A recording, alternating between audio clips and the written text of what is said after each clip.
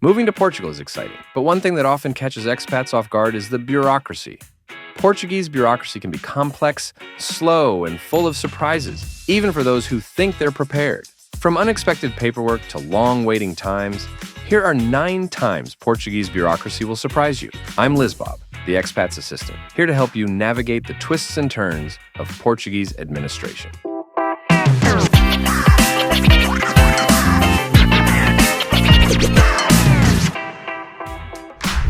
Getting a NIF, tax identification number.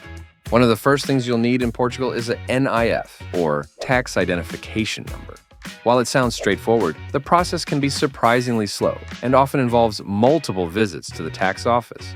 Requirements can vary depending on where you apply, and if you're applying from outside Portugal, you'll need a local representative.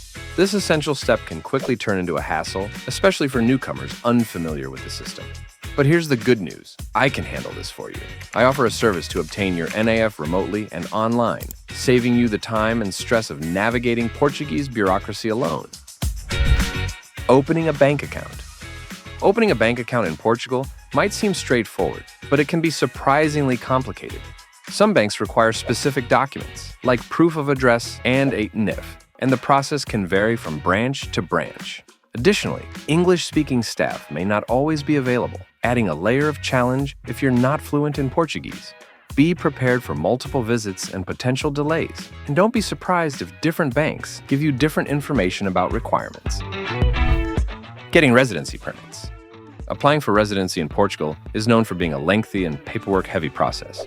SF, Serviço de Estrangeiros e Fronteiras, the immigration office, handles residency permits, but appointments can be hard to secure, and waiting times are often long. The list of required documents can change, and additional requests for information are common. Even minor errors can cause delays, so double-checking everything is a must. The residency application process is a true test of patience and persistence, as it rarely goes smoothly on the first try. Registering a vehicle. If you're planning to bring a car to Portugal or buy one locally, prepare yourself for a bureaucratic maze. Registering a vehicle involves customs, tax offices, and the IMT, Institute for Mobility and Transport. The process includes various forms, fees, and inspections, and requirements can change depending on the vehicle's origin.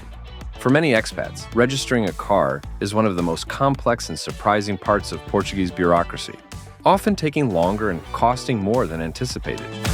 Quick tip for expats. If you're moving to Portugal, I've got online courses that make life here so much easier. Banking, taxes, healthcare, you name it. And the best part? You can try them free for 30 days. Check the link below, and now, back to the video. Getting a driver's license exchanged. Exchanging a foreign driver's license for a Portuguese one can be trickier than expected. The process requires specific documents, and rules can vary depending on your country of origin. For non-EU licenses, there might be extra requirements, and scheduling appointments at the IMT can take weeks or even months. Many expats find themselves caught in a loop of paperwork, appointments, and fees, as the requirements can be unclear and change frequently. If you need to drive in Portugal, be prepared for a bit of a runaround. Dealing with utility companies. Setting up utilities, like electricity, gas, and internet, can take more time and patience than you'd expect. Each company may have its own procedures, and getting a technician scheduled can be a lengthy process, especially in peak seasons or rural areas. Don't be surprised if you need to visit an office in person to complete certain steps, or if there's a delay between scheduling and installation.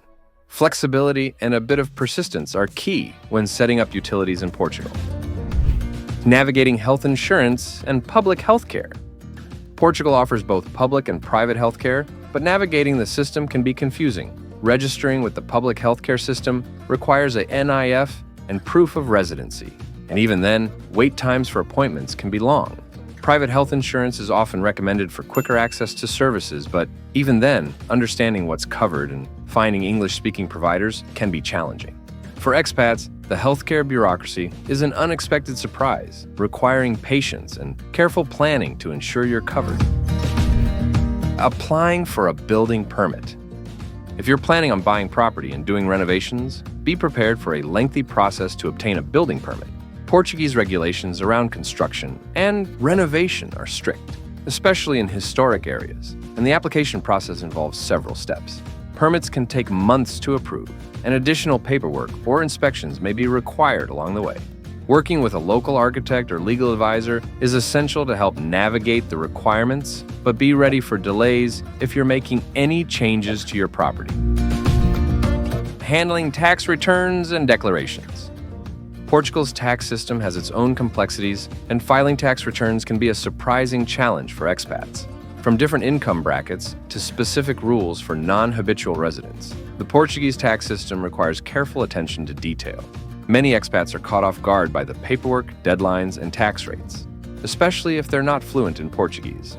Hiring an accountant or tax advisor familiar with expat tax requirements is highly recommended, as this is one area where even small mistakes can lead to big surprises.